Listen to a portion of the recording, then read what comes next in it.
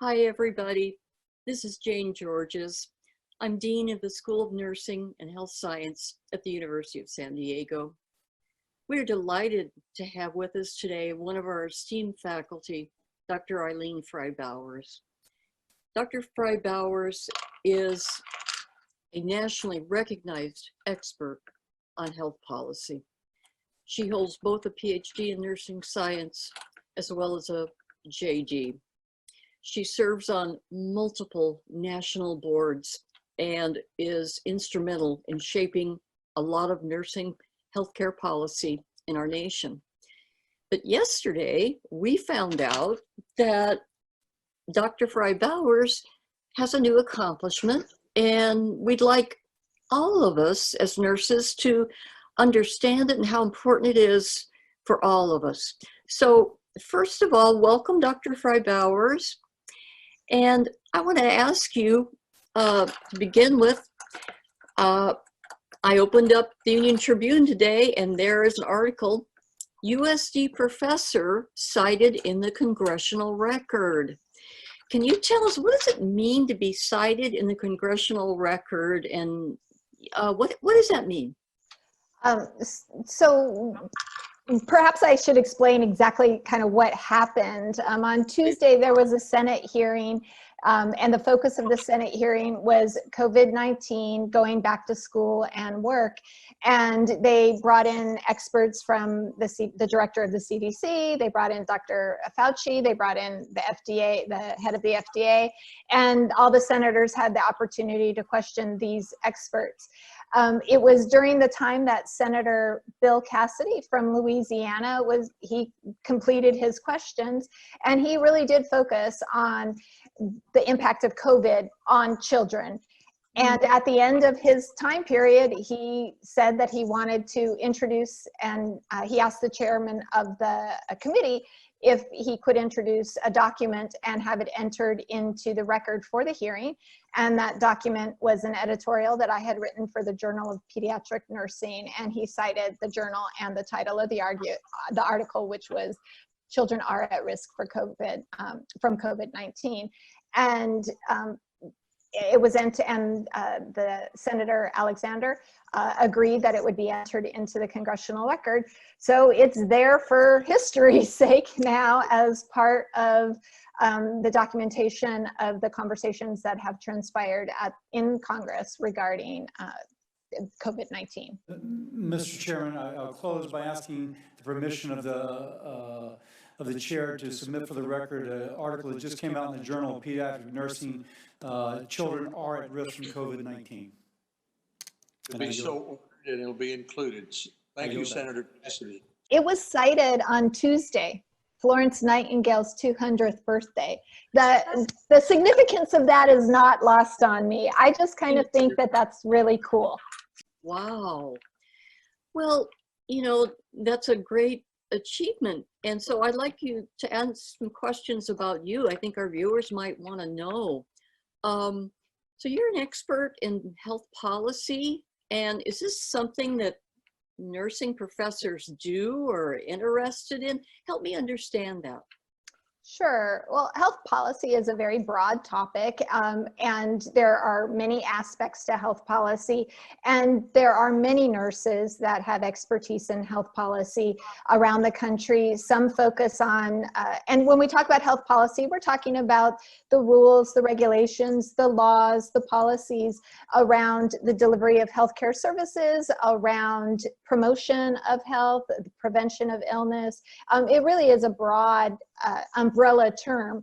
And we have many nurses around the country that work perhaps at the federal level, the state level, and even the local level to comment on, implement, study, make suggestions about the kinds of policies that are used to improve health or direct the delivery of healthcare services. So nurse scholars are really taking a leadership role in being thought leaders around health policy in the United States. That's absolutely wonderful news to hear. Tell me a little bit about this article which you published. Tell me the title again. So the title is Children Are at Risk from COVID-19. It was a very simple title. The word "are" is italicized. So the whole point was to combat the media narrative that children really aren't impacted by COVID-19. We've heard a lot of stories in the media about individuals with disabilities and older individuals being the ones that are at risk from infection from the disease. And while, of course, we're now hearing that there may be more to the story with regards to children being infected with this inflammatory process that they've just identified. But, you know, for the past couple of months, we've been hearing that, you know, it doesn't really affect kids. And I wanted to sort of correct the record on that. It absolutely has an impact on children. And while that impact may not be a physical impact, it is, you know, the widespread societal and economic disruption that has occurred across this country from COVID-19 has a direct impact on the health and well-being of children. Absolutely, absolutely. And I know you come from a background of doing research in pediatric health. Can you tell us a little bit about that? Yeah, a lot of my research has focused on how providers communicate with families about their child's health. I have a background in caring for children with special health care needs.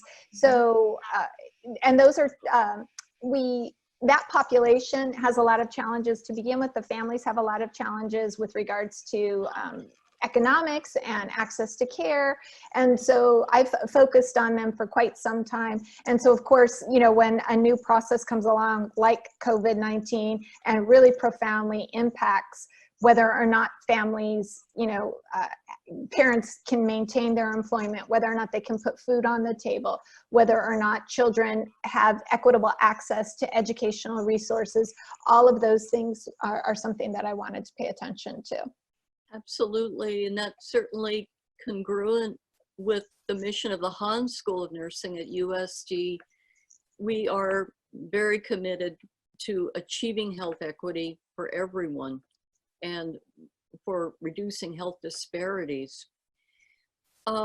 Everybody, of course, wants to know going forward what will happen, and none of us have a crystal ball, but would you foresee in the coming year that children will continue to be affected by the COVID-19 virus?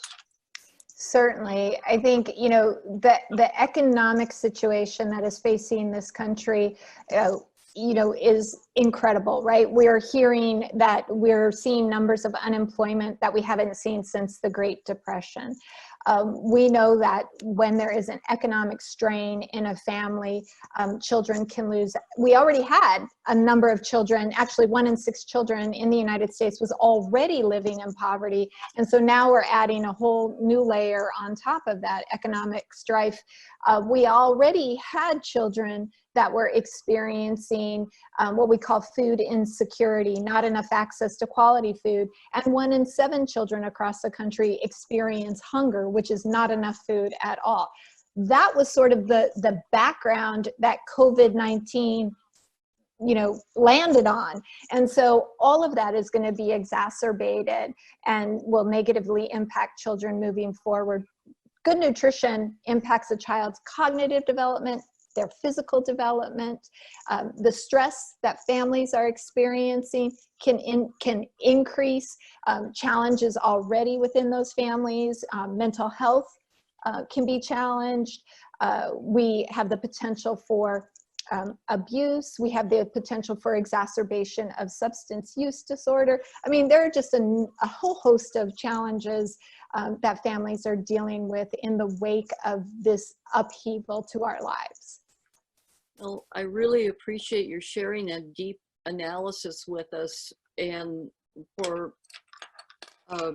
showing us so clearly how nursing scholars are taking a leadership role in shaping health policy and in performing research that will make all our kids healthier. So I would like to thank Dr. Fry-Bowers. She's truly one of the nursing thought leaders at the Hahn School of Nursing and Health Science.